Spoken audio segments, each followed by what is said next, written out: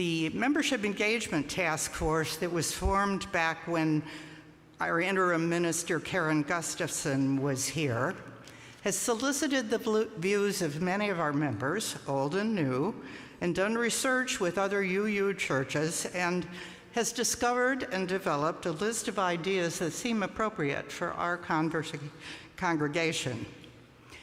Among the tasks that the team will be working on are to organize and promote social opportunities for our members to get acquainted and enjoy themselves together, and also to develop opportunities for members to connect with the activities that go on here in the church.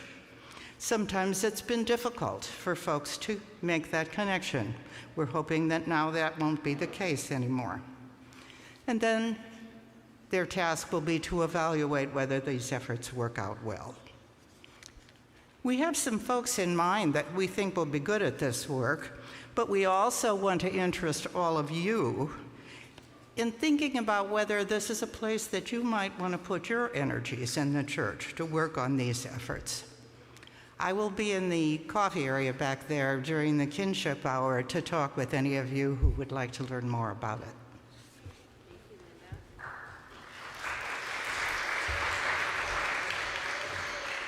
Thank you, Linda. Today, from 12:30 to 3:30 in room 3, Renee Gaddis and Sue Dunmore are hosting an art show fundraiser for gun control called Art for Peace. This is a great opportunity to start your Christmas shopping, your holiday shopping early, to support gun control, and to see some lovely art.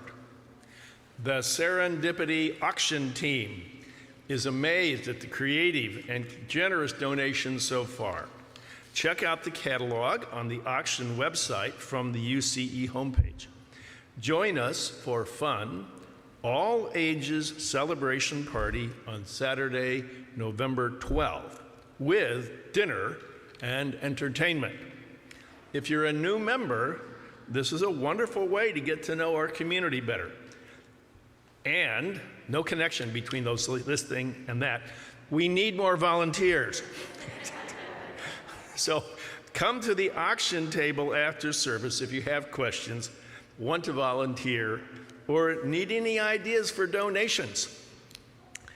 Buy your tickets for the Howard Levy concert here on October 23rd with Chris Siebel.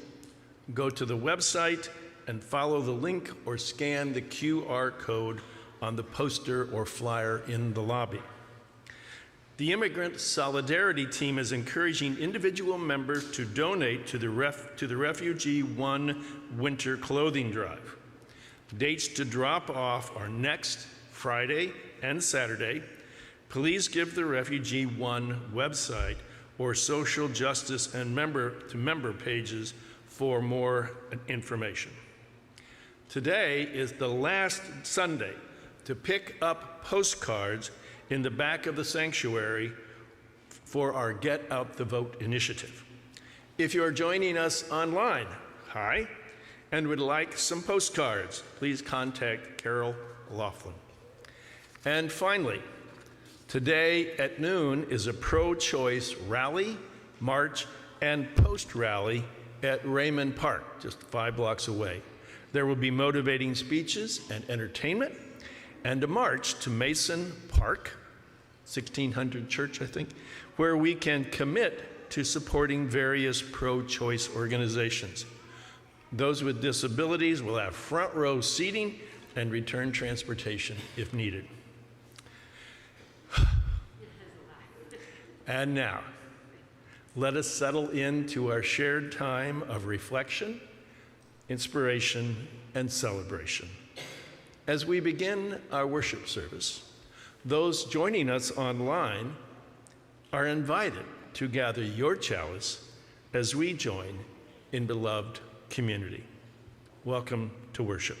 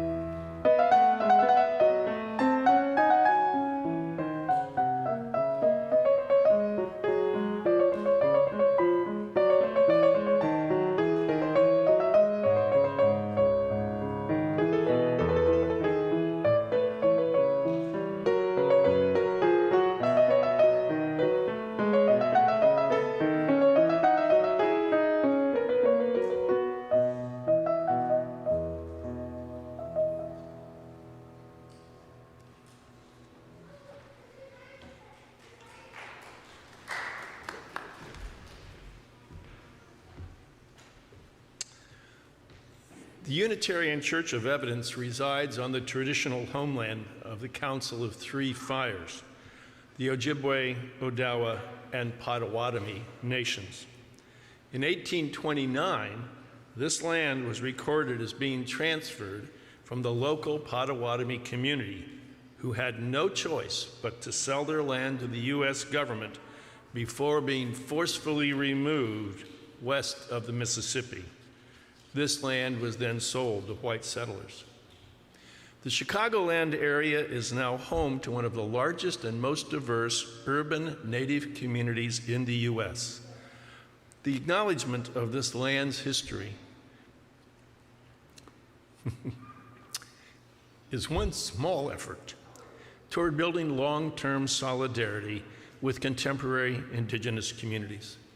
We name these realities with honor for all the ancestors and with respect for all our descendants, and with gratitude for the animals and plants sustained by this land and deep appreciation for the land we use as sacred space. As we light our chalice, symbol of our living tradition, join in saying the words, which by Sarah Lawal. Here on the screen, I'd like to just point out as we read together, there's a nice rhythm in this. Out of the flames we rise. Notice, out of the flames of fear we rise. So let's emphasize those words. Are you ready? Out of the flames of fear we rise with the courage of our deepest convictions to stand for justice, inclusion, and peace. Out of the flames of scrutiny we rise to proclaim with hope to heal a fractured and hurting world. Out of the flames of doubt, we rise to embrace the mystery, wonder, and awe of all that is and all that is yet to be. Out of the flames of hate, we rise with the force of love, love that celebrates our shared humanity. Out of the flames we rise. And now, will you please rise in body or spirit? Join in saying the words of our covenant. Love, spirit of this church, and service is its law. This is our great covenant, to dwell together in peace, to seek the truth in love, and to help one another. Thank you. Before we sing our opening hymn, let's turn to one another and say briefly good morning. Try to greet somebody near you, don't commute, but maybe someone you don't know yet. And for those of you participating from home, please greet one another in the chat line if you haven't yet.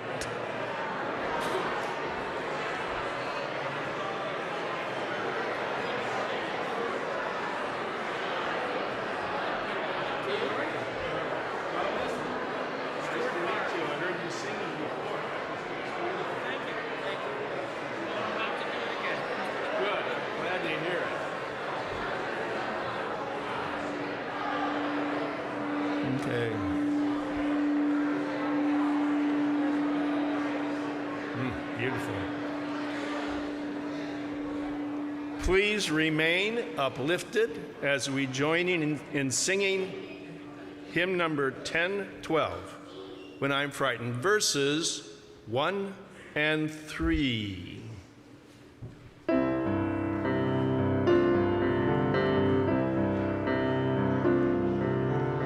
When I am frightened, will you reassure me? When I'm uncertain, will you hold my hand? Will you be strong for me? Sing to me quietly. Will you share some of your stories with me?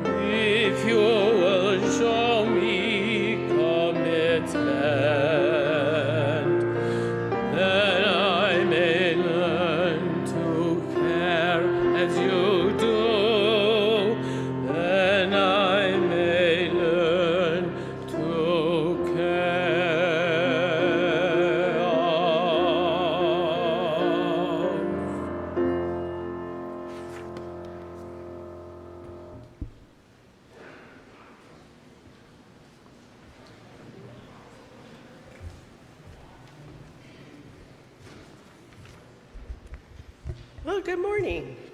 Good morning.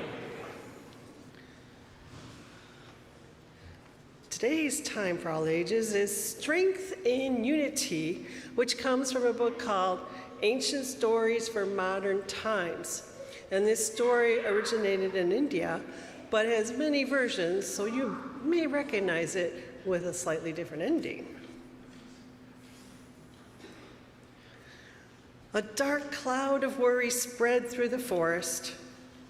No longer were the hunters satisfied with capturing birds in their snares one at a time. They had developed a new technology. They were taking long strands of fiber, crisscrossing them one strand over another, and tying the strands fast at those intersections. Do you know what they were making? Anyone? Nets, yes. This is participatory, by the way. We're not shy around here. Now, instead of capturing a single bird, they captured a handful, a dozen or hundreds of them all at once. Oh, sorry. Excuse me. The birds that escaped this new invention were frightened. What could they do? Some birds lost all hope. It's pointless, they peeped with feeble voices. There's no way we can escape this horror. We might as well give up right now. But others got busy building up their muscle strength and sharpening those bills. If I get caught, boasted these birds, I'll be able to cut my way free. I'll be strong enough to fly away. It was encouraging to hear hope, but not all of the birds liked the brazen approach of the strong birds. Some birds said, if I escape while others die, my life will be filled with unhappiness. So a meeting was called in the UUA. The birds talked back and forth, and I encouraged bird sounds. Caw-caw. Very good. Chee-wee, choo-woo. How about chickadee-dee-dee, chickadee-dee-dee, cuckoo, cuckoo. Nice. At last, the birds had a plan, and sure enough, it wasn't long before they had a chance to test it. Peep, peep. Many birds heard the call, a call of distress. Who was it? Birds of all shapes and sizes flew towards the sound. They landed on the branches of a big tree. But where was this injured bird? They couldn't see it. Suddenly, they were trapped beneath a net. It was a trick. And now they could barely move. Some of the birds panicked and cried out, but others remained calm. Soon a whisper ran through the flock. Take a deep breath. Remember our plan. When the king of birds sings, let us flap our wings. Sure, you can flap. Good job. The birds breathed in, and the king whistled a plaintive note. It was hard work. When it felt impossible for some birds, they looked over at their neighbors, who were hard at work, and felt encouraged. They continued to flap their wings. Good job. And suddenly they lifted right out of that tree. They rose higher and higher into the sky, carrying the net with them. The king whistled once more. And the birds tilted their bodies in unison to one side as though they were one. and the net just slid right off their backs.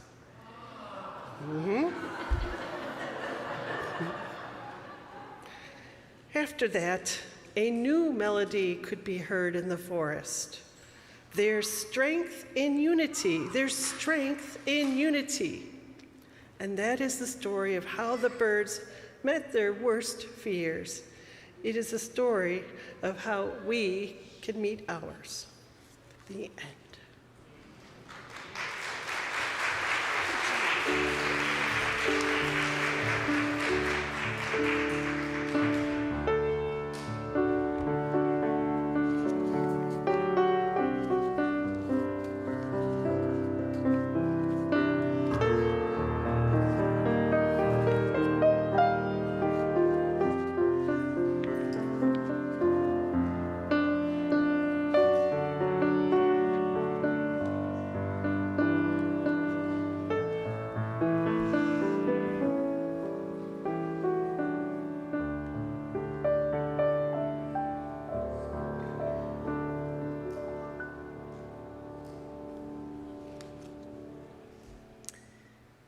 Nature snaps to all of you for the bird sounds. Like, you rocked that. And good to have you with us, Ken and Stuart, today, helping us with our music. Each Sunday we hold space for the joys and the sorrows, the struggles and the triumphs of this gathered community, acknowledging the brokenness and the wholeness that is part of the human condition. If you have a joy or a sorrow that you want shared with this community out loud, you can write it in the book that resides at the table right as you enter into the sanctuary. You can send it to me via email, or you can put it into the form that's found on our homepage. These are the joys and sorrows that have been shared today. From Sarah B., a joy of finishing a trip with family that went very well. And Amy Staton shares, my friend Philip Arney is in hospice at his home in Seattle after dealing with colon cancer and lymphoma for the last 6 years. Phil joined the cancer support group remotely last year. He loves technology, science fiction, old cameras, puns, and Monty Python. Blessings and comfort to you, Phil, and to Amy. Barbara and Bob Mesle are grieving for the death of a dear friend and family member of the heart. He taught them to love philosophy and Scotch. And Barbara Mesle adds that 5 years ago today, Bob came within seconds, literally, of dying from an unexplained cerebral hemorrhage. He still has one continuous 5-year headache, but his Bobness is still intact.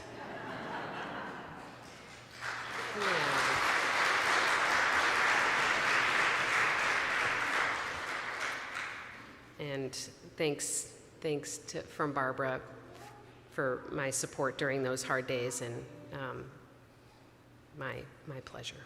I'm glad. From Sue Yoakum, joy and blessings for those who made their first commitment and commitment renewals at the Providence Association Rite of First Commitment held October 8th. The ceremony was held at the Church of the Immaculate Conception on the grounds of the Sisters of Providence main campus in St. Mary of the Woods, Indiana. Congratulations to Sue. Martha Holman writes, it is a joy for Wayne and I to be spending the next half year with our new grandson Ezra in California. It's a concern, though, to be away from all of UCE for that long, but I plan to stay in touch remotely as much as possible. We will miss you, Martha, but know that you are with us still. And finally, from Michael Drennan, last week, Barbara Drennan, the mother of Michael, passed away. She was 81. Barbara played first string for the Indiana State Symphony and graduated as the first woman dentist from Loyola University in 1962. Decades ahead of the curve in education and career drive, she sacrificed those ambitions to raise 3 sons, foster family businesses, and advocate for the Evanston Arts Center and St. Francis Hospital. She is survived by her husband, Dr. Dennis Drennan, and her 3 sons, a granddaughter, and many stepchildren. So sorry about that loss, Michael.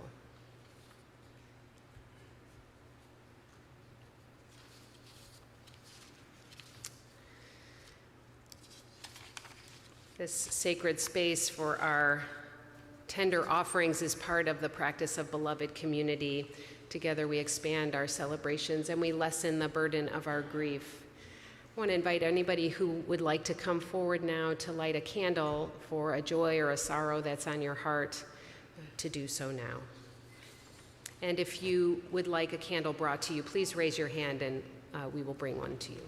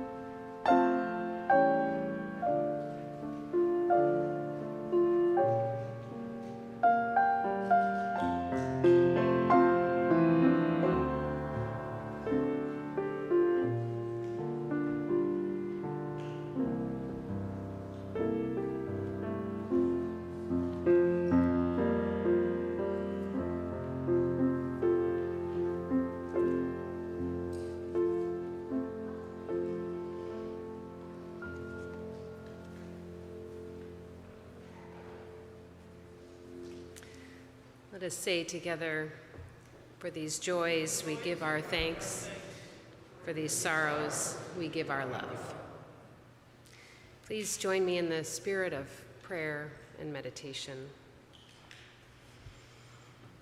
Spirit of life, source of love, in our sorrows and our struggles, we turn to one another for comfort and for courage. May we be the stewards of one another's hearts. May we be the champions of one another's concerns. And may we call one another to our best selves. We offer our gratitude for all that is beautiful and possible, the wisdom that is available to us through kinship with the earth. We ask for courage to act on our values. We call on strength and resilience to struggle not only for ourselves, not only for those we know and love, but for those we don't know or don't understand. May we remain available to healing and wholeness within our own bodies and spirits and among all beings.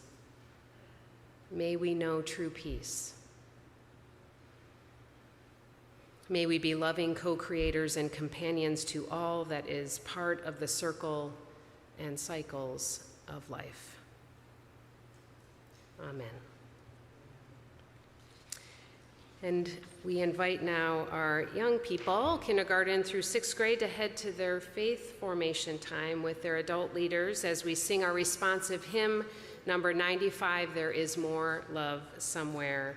And as a reminder, this is an African American spiritual, and we will be paying royalties for its use to the Evanston Reparations Community Fund. And if you would like to contribute to that, you can do so through our text to give. Thanks.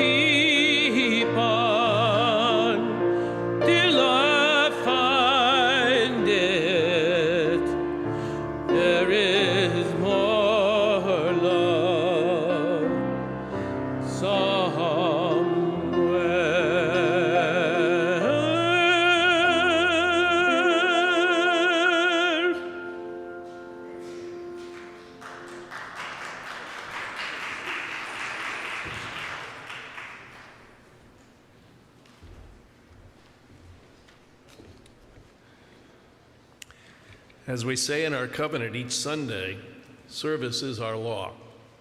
UCE is called by our mission, values, and principles to contribute to our community, to form accountable partnerships, and to express gratitude through giving.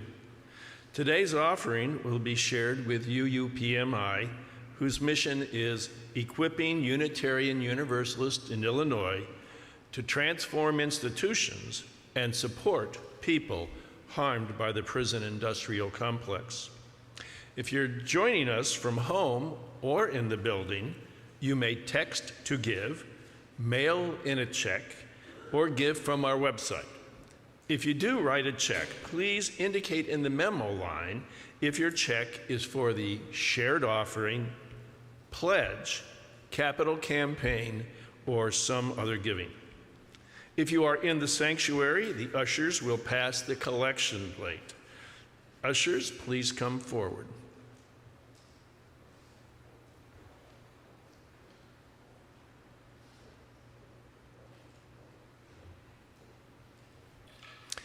Please give as generously as you are able, and may what you give bring you joy.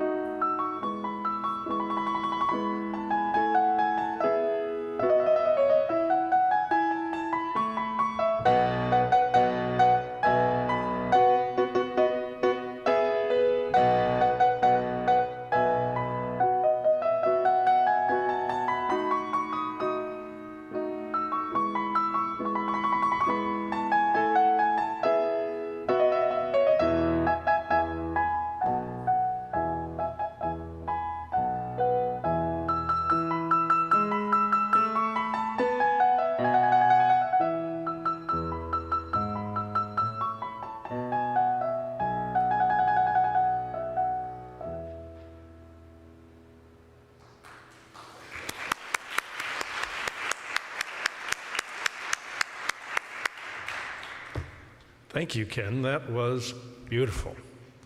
And thank you all for your generosity. The reading is We Are of a Tribe by Alberto Rios.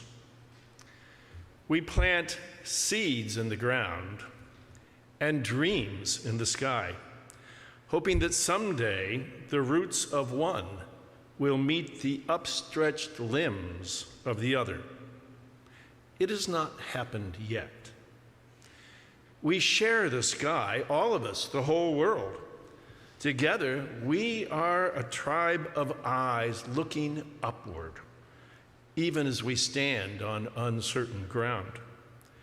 The earth beneath us moves quiet and wild, its boundaries shifting, its muscles weaving. The sky The dream of the sky is indifferent to all this, impervious to borders, fences, reservations. The sky is our common home, the place we all live. There we are all together. The dream of sky requires no passport. Blue will not be fenced. Blue will not be a crime. Look up. Stay a while. Let your breathing slow. Know that you always have a home here. Our anthem is a chant adapted from the South African anti-apartheid movement, sung as protesters were being taken to jail, and as a way to learn people's names in their cells. The original song was titled Singing the Spirit Home, written by the Australian-Scottish folk singer Eric Bogle.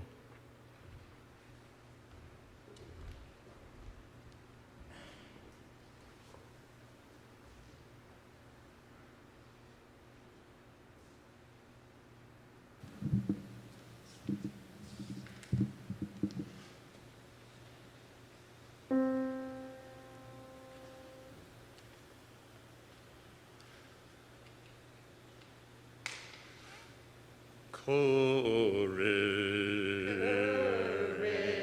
my friends, you do not walk alone. We will walk with you, and sing your spirit home. Courage, my friend, you do not walk alone. We will walk with you, and sing your spirit home. Just my friend, you do not walk alone. We will walk with you, and sing your spirit home. Freedom, my friend, you do not walk alone. We will walk with you, and sing your spirit home. Courage, my friend, you do not walk alone. We will walk with you, and sing your spirit home.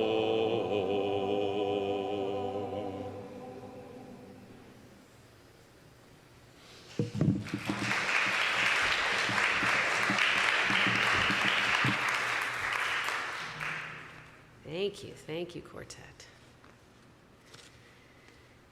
What we value, we name. What we value, we work for. What we value, we live for. And yet, what we value can be remarkably easy to lose sight of, to convenience, to busyness, to force of habit. Last weekend, I wasn't with you because I went to the celebration of life of someone very dear to me, the mother of my childhood best friends, who unbelievably I hadn't seen in 17 years. Being together again was like no time at all had passed. We laughed, we talked, we danced, we sang into the night. But there was also this tinge of sadness to the whole thing because I just couldn't get over, how did I let this happen? How did I let 17 years go by without seeing them? These are priceless relationships to me. Without careful consideration of how we live, it's so easy to get swept up in the ceaseless demands on our time and our attention and lose track of the things that matter most. After I returned from reuniting with my friends, I met about 30 of my Central Midwest District colleagues at a retreat center in Oregon, Illinois, for our annual gathering that had been virtual for the last 3 years. Each year we have a program along with social time and rest time. This year we didn't have as much rest or social time.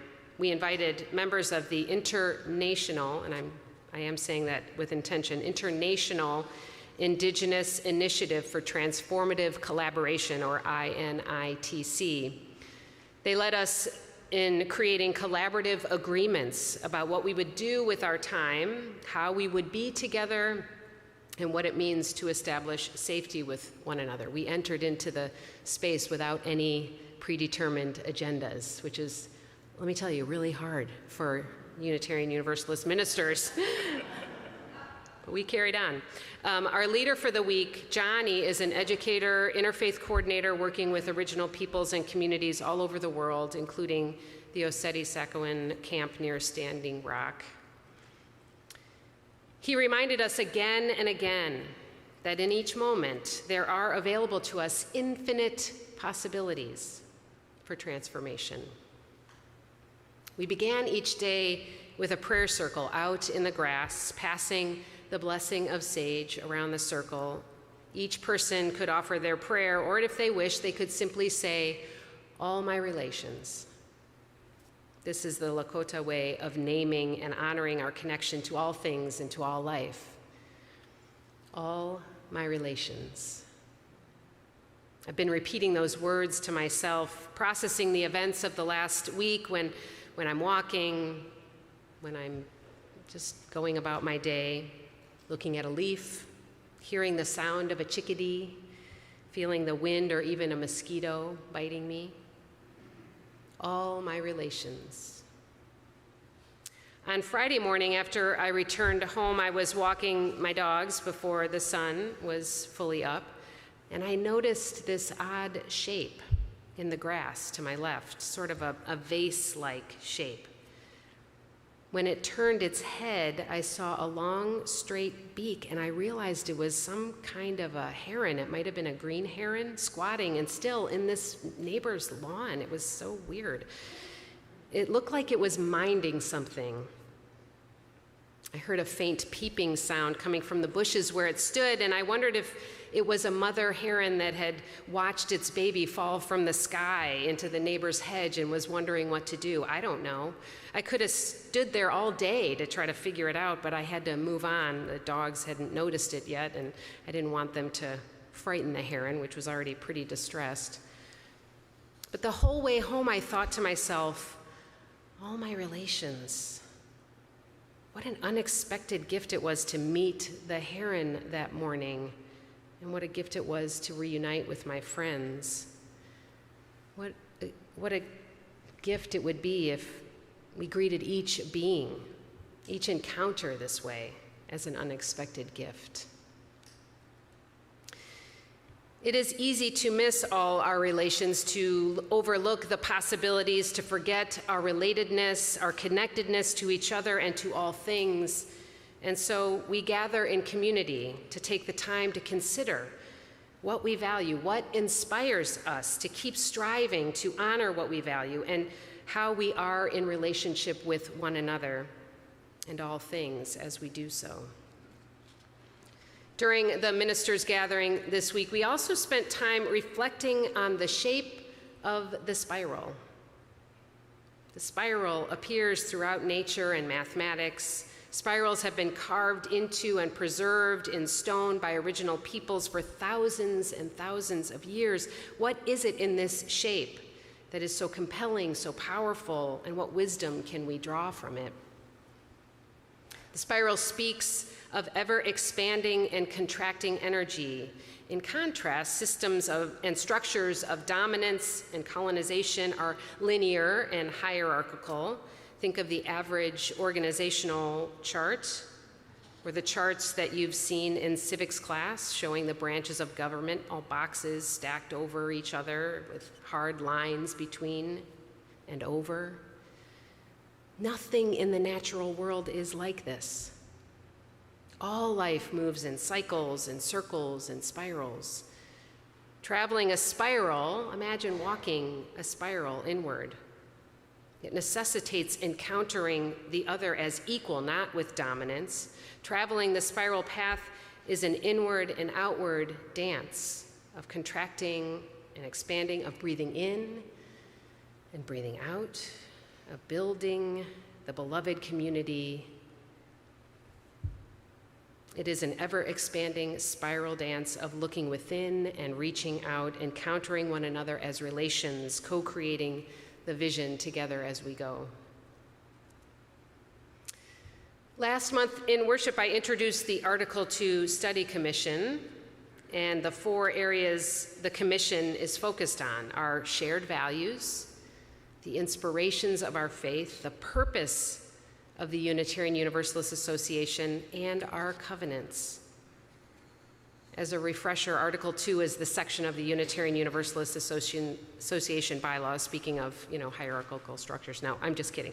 But the Universalist Association bylaws, which contain our current principles, purposes, and sources. The 6 people who serve on the commission have been charged with reviewing these big ideas and facilitating a process of gathering input from all of us Unitarian Universalists to consider whether our current aspirations, our values, and our agreements reflect who we want to be. What are the infinite possibilities for transformation open to us? It is written into our bylaws that we do this reflection at least every 15 years, and it's our time. I know some of you have attended some of the recent gatherings the commission hosted on Zoom.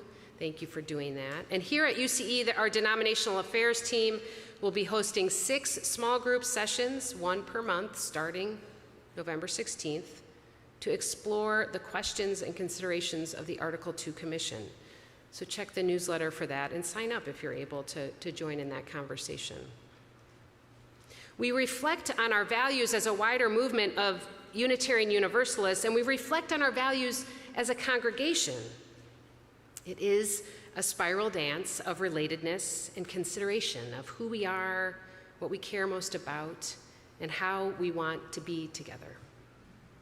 If you've been part of this community for a little while, hopefully you're aware of the value statements that we co-created together last year and voted on. These are the 4 values that the congregation, all of you, of the Unitarian Church of Evanston, are working to live into. We practice beloved community by welcoming, affirming, and promoting the worth and dignity of people of all ages, abilities, backgrounds, cultures, and identities within, among, and beyond our physical and virtual spaces.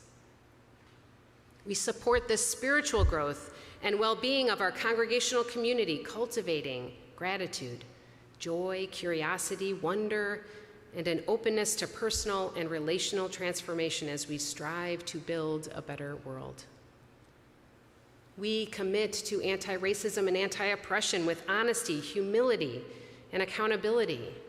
We bravely and lovingly engage in challenging conversations that explore our personal, congregational, and community histories and inform our actions to dismantle racism. We engage in our interconnected world by forming diverse and lasting connections in the community and acting for peace, social, environmental, and economic justice. Again, these are the value statements we co-created and agreed upon together as a congregation, and we want them to be in harmony and relationship with the values of our wider Unitarian Universalist Association. Living them means we need to reflect on them and talk about them, consider them.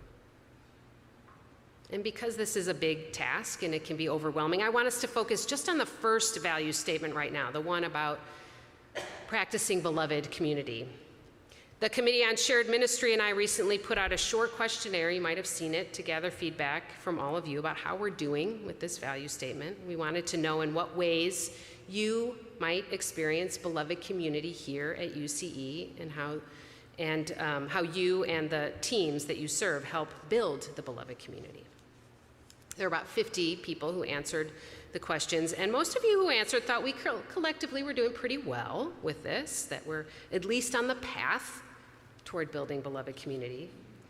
But some of the responses to the questions made me realize that we don't all seem to be in agreement or share a common understanding of what beloved community is or how we are or should be living it. You may already know that the term beloved community originated with 19th century American religious philosopher Josiah Royce. Royce believed that individualism was secondary to the value and purpose of community. He believed that beyond the many communities we may be a part of as individuals, each with different goals and purposes, the beloved community is the ideal community of communities, as Paula Cole Jones puts it, possible only when all members work toward collective care of the whole. Beloved community is a spiritual or divine community capable of achieving the highest good as well as the common good, said Royce.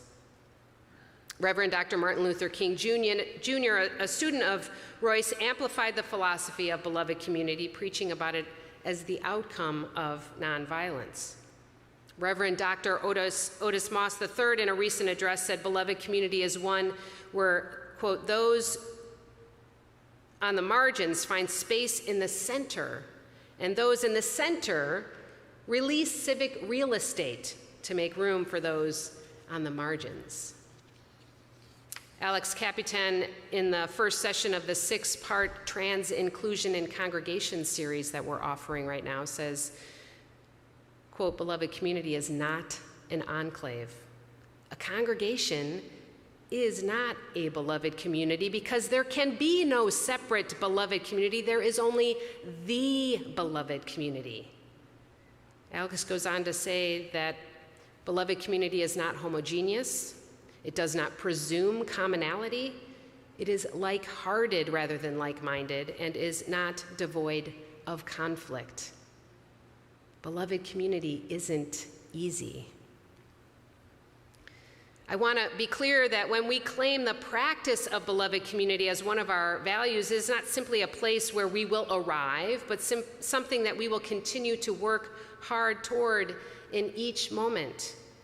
Beloved community is not a set of tasks or a list of volunteer opportunities to sign up for, but practicing those actions of care and service with love and mindfulness, encountering all our relations with humility and gratitude, can be a part of the spiritual practice of building beloved community.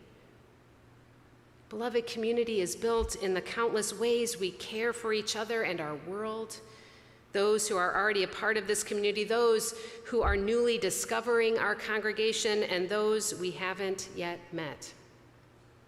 Beloved community can be co-created in the way we welcome those at the front door. It can be formed in the ways we invite people into leadership and belonging, and in the ways we reach out and show up in the community beyond these walls. Are we taking these actions with a posture of openness and genuine desire to be in solidarity? Are we showing up with curiosity and courage? Are we committing ourselves to creating justice and equity for all people? What we value, we name. What we value, we work for. What we value, we live for. To live on our values, we must reflect on them. At this point, I was going to invite you into conversation with each other, but we're running late, so I'm not going to do that. But I want to just encourage us all to keep talking about what it means to be and build a beloved community. And we are going to try to host some conversations that will offer more opportunities for us to talk about this. And I hope you'll participate. This is a value that is worthy of our attention and action. As we build it, let us remember that we are all relations. We are all related to each other, to the plants and the trees and the animals, and to all people, those we know and love and those we don't yet know, even those we don't agree with or understand. All are a part of us that we do not yet know. As we move through the spiral of life, inward and outward, encountering one another, beholding one another fully, may we together co-create the beloved community with care and attention. All my relations, blessed be. Amen.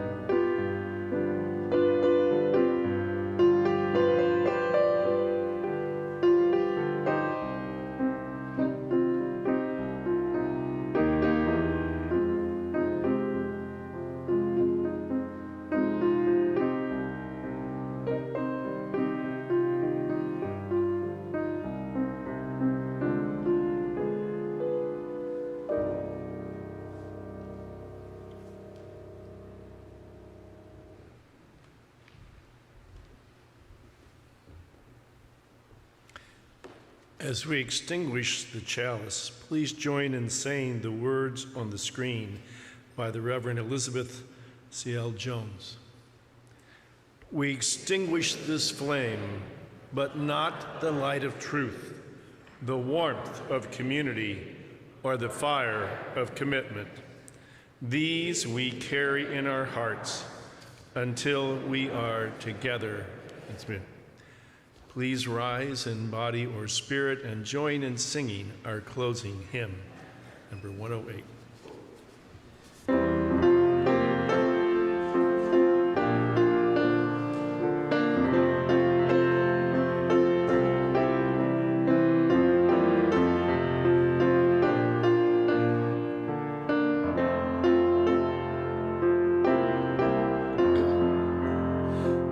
My life flows on in endless song above earth's lamentation. I hear the real, though far off hymn that hails a new creation. Through all the tumult and the strife, I hear the music ringing. It sounds an echo in my soul.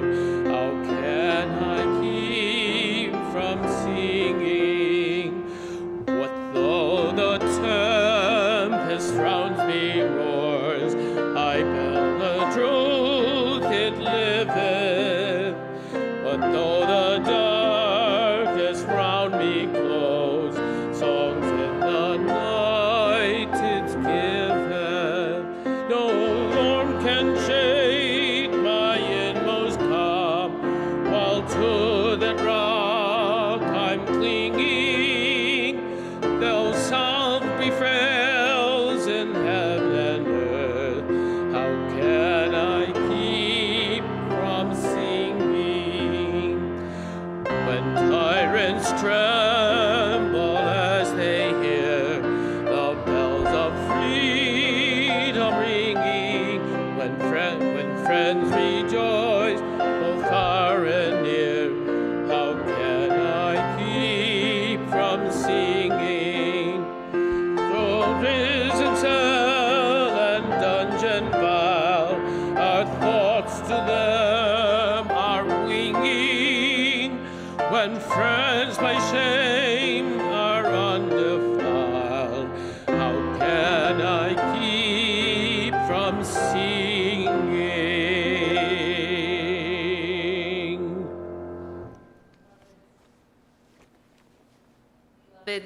none of us moves or walks alone. Let us remember our kinship as we build a beloved community with all our relations. May we love the earth and all her inhabitants as ourselves. Let us go forward, marching, building, creating, and loving fully. May it be so. May it be so.